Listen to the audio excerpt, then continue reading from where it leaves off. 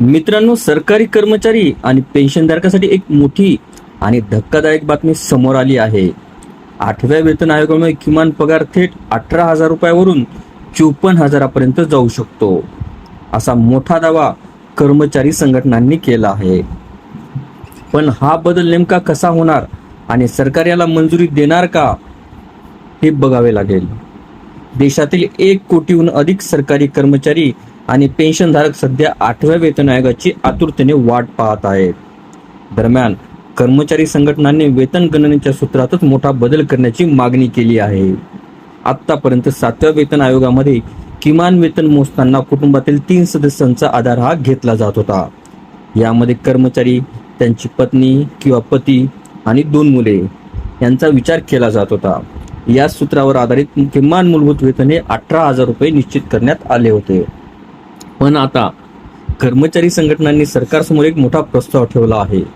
त्यांच्या म्हणण्यानुसार आजच्या परिस्थितीमध्ये अनेक कर्मचारी आपल्या पालकांना आर्थिक मदत करतात, म्हणून कुटुंबातील सदस्यांची संख्या 3 वरून थेट 5 करण्याची मागणीही करण्यात आली आहे. जर सरकारनं हा प्रस्ताव स्वीकारला तर किमान वेतनामध्ये सुमारे 66% वाढ ही होऊ शकते.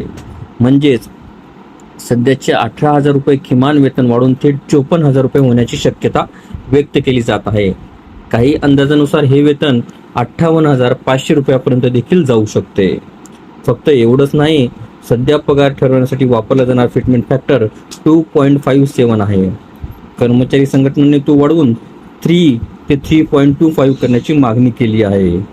जर हा प्रस्ताव मंजूर झाला तर मोठा फायदा पेन्शनधारकांनाही होणार आहे, कारण पेन्शन ही शेवटच्या मूलभूत पगाराच्या 50% असते. म्हणजेच पगार वाढला तर पेन्शनही मोठ्या प्रमाणातही वाढू शकते. आता सर्वांच्या नजरा केंद्र सरकारच्या निर्णयावर या लागलेल्या आहेत.